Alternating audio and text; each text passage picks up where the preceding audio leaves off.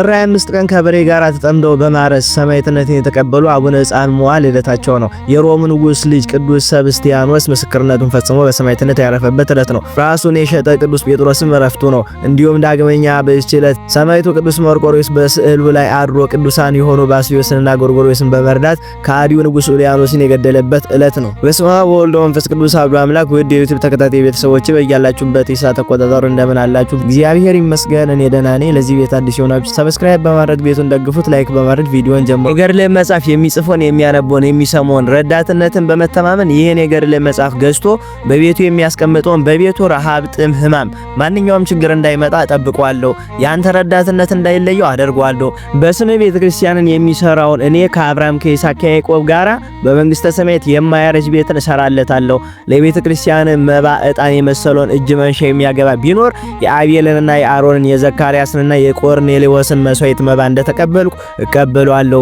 ወንድ ልጁን ወይም ሴት ልጁን በአንተ ስም መርቆሬዎስ ብሎ የሚጠራውን ዋጋውን በመንግስተ ሰማያት እጥፍ ድርብ አደርግለታለሁ፣ ልጁንም እጠብቅለታለሁ የሚል ታላቅ ጽኑ ቃል ኪዳን የተቀበለ ጥር 25 ቀን ባስልዮስንና ጎርጎርዮስን ከካዲው ንጉስ ከኡልያኖስ እጅ የታደገበት የተአምር በዓሉ ነው። እንኳን ለዚህ ታላቅ በዓል በሰላም አደረሳችሁ። ታሪኩም እንዲህ ነው። በምስራቅ ሀገር በስሙ በተሰራች ቤተክርስቲያን የሚያገለግሉ ቅዱሳን ባስልዮስና ጎርጎርዮስ የሚባሉ ካህናት ነበሩ። ከቅዱስ መርቆሬዎስ ቤተክርስቲያን ሲያገለግሉ ሳሉ አንዱ ኡልያኖስ የሚባል ከሃዲ ንጉስ ነበረ። እርሱ ሲያገለግሉ አድረው ወጥቶ ሲሄዱ ወደ ቤተክርስቲያን እየገባ መጻሕፍትን የቆነጻጽል ሚስጥራት ቤተክርስቲያን ያራክስ ነበር።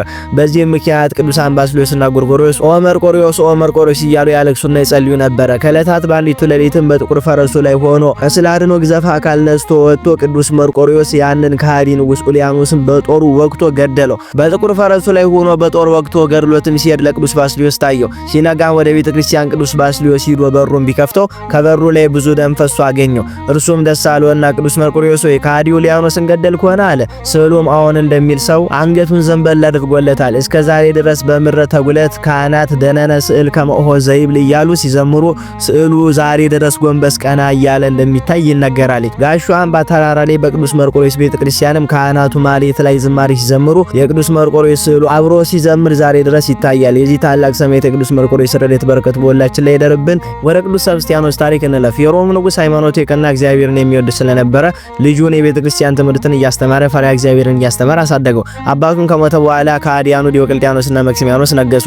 ቅዱስ ሰብስቲያኖስም አገረ ገዢ አድርጎ ሾሙት። እንደ አባቱ እጅግ አድርገው አከበሩት። ቅዱስ ሰብስቲያኖስ በጥበብና በማስተዋል የሚጓዝ ሰው ነው። በተጋድሎ ሕይወቱ የተመሰገነ ነው። እግዚአብሔርን በእጆቹ የተለያዩ ተአምራትን ገለጠ። ድውያንን ይፈውሳል፣ በጸሎቱ የዕውራንን ዓይኖች ያበራል። በእንዲህም አይነት በተጋድሎ ሲኖር ዲዮቅልጥያኖስ እግዚአብሔርን ክዶ በዓለም ላይ ያሉ ክርስቲያኖችን እያሳረደ ቤተክርስቲያናትን ማቃጠል ጀመረ። ይህም ከሃዲ አገረ ገዢ አድርጎ ሹሞት በእጅጉ አክብሮት የነበረውን ቅዱስ ሰብስቲያኖስን አሁን ለጣዖት እንዲሰግድ ግድ አለው። ቅዱስ ሰብስቲያኖስ ግን የከሃዲውን ንጉስ ትእዛዝ ቸል በማለት በፊቱ ቆሞ የጌታችን የመድኃኒታችን ኢየሱስ ክርስቶስን አምላክነት መሰከረ። ጣዖቶቹንም ረገመበት። ንጉሱም በዚህን ጊዜ በታላቅ ቁጣ ሆኖ ቅዱስ ሰብስቲያኖስን ብዙ ጊዜ አሰቃየው። ከግንድ ጋር አስሮ በብዙ ፍላጻዎች ሰውነቱን አስነደፈው። በዚህን ጊዜ እንደሞተ አስቦት ትቶት ሄዱ። ምዕመናንም ስጋውን ለመውሰድ በሌሊት ቢመጡ በሕይወት አገኙትና ወስደው በደሴት መካከል አስቀመጡት። ዲዮቅልጥያኖስም የቅዱስ ሰብስቲያኖስን በሕይወት መኖሩን ሲሰማ ድጋሚ ያስመጣውና በብረት ዘንጎች ሲያስደበድበው ዋለ። ለብዙ ቀኖችም እንዲሁ በብረት ዘንጎች ሲደበድቡት ቆዩ።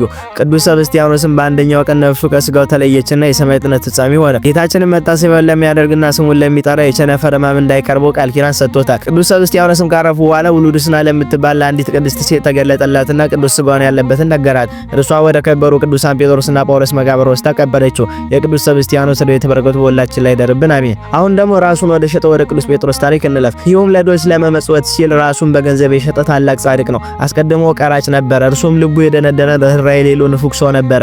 የሚያውቁት ሰዎች ሁሉ ጨካኙ ንፉጉ እያሉ ይጠሩት ነበረ። የኃጢአተኛው ሞት የማይሻ ጌታችን ሊያስተምረው ፈልጎ አንድ የሚለምን ድሃ ሰው ወደ እርሱ ላከለት። ድሃውም ሰው ጴጥሮስን እየለመነ እያለ አገልጋዩ ከውስጥ እንጀራ ይዞ ሲወጣ ደረሰ። ጴጥሮስም አድርጎት የሚያውቀውን ቶሎ ብሎ ቁራሽ እንጀራ ለዚያ ድሃ ጣለለት። ቶሎ ሂድልኝ አለው። እንጀራውንም የሰጠው ለድሃው ራርቶለት ሳይሆን ቶሎ ከፊቱ ዞር እንዲልለትና ዳግመኛ መጥቶ እንዳይጠይቀው ነው። ምስኪኑም እንጀራውን ተቀብሎ ሄደ። ጴጥሮስም በዚያች ሌሊት ተኝቶ ሳለ በእጃቸው ሚዛን ይዞ መላእክተ ጽልመት የሰውን ኃጢአት እየመዘኑ በግራ በኩል ሲያስቀምጡ ታየ። የጴጥሮስም ኃጢአት በዚያ ሲያኖሩ አየ። መላእክተ ብርሃናትም በሚዛናቸው በቀኝ ባለው ሚዛን የሚያስቀምጡለት መልካም ነገር አጡበት። ከእርሱም አንዱ መልአክ ጴጥሮስ ለድሃው የጣለለትን እንጀራ አንጥቶ ከዚያች እንጀራ በቀር ሌላ በጎ ነገር አላገኘለትም አላቸው። ጴጥሮስም ይህንን ሕልም አይቶ እየፈራና እየተንቀጠቀጠ ከተኛበት ተነሳ። ከዚያም ቀን ወዲህ ስለ ክፉ ስራው ማዘን መጸጸት ጀመረ። ቅዱስ ጴጥሮስ ከዚህ በኋላ እጅግ የሚራራ ሆነ። ያ ያለው ንብረቱን ሁሉ አውጥቶ ሽጦ ለድሆች ለጦም አዳሪዎች መጸወቱ። በመጨረሻም ለድሆች የሚሰጠው አንዳች ነገር ቢያጣ ራሱን ሽጦ በጉልበቱ እየሰራ የሚያገኘውን ይመጸውታል። ይህም ስራው በብዙዎች ዘንድ ሲታወቅበት ውዳሴ ከንቱን ሸሽቶ ከአባ መቃርስ ገዳም አስቄጥስ ገባ። በዚያም መነኮሰና በታላቅ ተጋድሎ ኖረ። እግዚአብሔርን ሲያገለግል ከኖረ በኋላ ፍጹም የሆነ ተጋድሎን ፈጽሞ ዕለተ ዕረፍቱን አወቀ። ቀኑም ሲደርስ ቅዱሳንን ጠርቶ ተሰናበታቸውና በችለት ጥር 25 ቀን በሰላም አረፈ። ረድኤተ በረከቱ በሁላችን ላይ ይደርብን አሜን። አሁን ደግሞ ወደ አቡነ ሕፃን ታሪክ እንለፍ። ዳግሚያ በዚህ ዕለት ከበሬ ጋር ተጸንዶ በማለት ሰማዕትነትን የተቀበሉት አቡነ ሕፃን ልደታቸው ነው። የዕረፍታቸውን ዕለት ሐምሌ 25 ቀን ላይ ተጽፏል። የአቡነ ሕፃን አባታቸው አርከሌድስ እናታቸው ቴቤስበን ይባላሉ። የተወለዱት ጥር 25 ቀን ነው። አቡነ ሕፃን ከእነ አቡነ ተክለ ሃይማኖት ጋር የሥጋ ዝምድና አላቸው። ይሄውም አባታቸው አርከሌድስና ጸጋ ዘአብ ወንድማማቾች ናቸው። አርከሌድስና ጸጋ ዘአብ ሌሎች 4 ወንድሞች አሏቸው። እነርሱም እንድርያስ፣ ዘራ አብርሃም፣ ቀሲስ ዮናስና ቀሲስ ዮሐንስ ናቸው። አርከሌድስ ሕፃን ይወልዳል። ጸጋ ዘአብ ተክለ ሃይማኖትን ይወልዳል። እንድርያስ ሳሙኤል ዘወገግን፣ ዘራ አብርሃም ታላቋን ኖሪዮስን፣ ቀሲስ ዮናስ ገላውዲዮስንና የፈጠጋሩ ማቲያስን፣ ቀሲስ ዮሐንስ ዜና ማርቆስን ይወልዳሉ። እነዚህ የከበሩ ቅዱሳን አባቶቻችን በእናታቸው ወገን ቢሆንም እንዲሁ በዝምድና የተቆራኙ ናቸው። አቡነ ሕፃን በሌላኛው ስማቸው ሕፃን ዘደብረ በግ ተብለው ይጠራሉ። ይሄውም የደብረ በግ ገዳም የመሰረቱ እርሳቸው ስለሆኑ ነው። ከ47ቱ የሀገራችን ቀደምት ቅዱሳን ውስጥ አንዱ ናቸው። በመንዝና በተጉልት የሚገኙ ታላላቅ ገዳማትን አብዛኞቹን የመሰረቷቸው አቡነ ሕፃን ናቸው። ጻድቁ በክፉ ወሬና ሴራ ምክንያት ከበሬ ጋር ተጠምደው ሰማዕትነትን የተቀበሉ አባት ናቸው። ከበሬ ጋር ሲታረሱ ውሎ በእጅጉ ከደከማቸው በኋላ በኃይል የተነፈሱበት ምድሪቱ ዛሬ ድረስ ልክ እንደ ሰው የሚሞቅ ትንፋሽ ታወጣለች። ያም በጻድቁ እስትንፋስ አምሳል ከመሬት ውስጥ የሚወጣ እስትንፋስ ለአስም በሽታ መድኃኒት ሆኖ ብዙዎችን እየፈወሰ ይገኛል። ገዳማቸው ከደብረ ብርሃን ከተማ በእግር የ2 ሰዓት መንገድ ርቀት ላይ ይገኛል። ይሄውም ከወይንዬ ተክለ ሃይማኖት ገዳም አጠገብ ነው። ጻድቁ ጥር 25 ቀን ልደታቸው፣ ጥቅምት 25 ቀን ቃል ኪዳን የተቀበሉበት ሲሆን ሐምሌ 25 ቀን ደግሞ በዓለ ዕረፍታቸው ይከበራል። የዚህ ታላቅ አባት ረድኤተ በረከታቸው ይደርብን።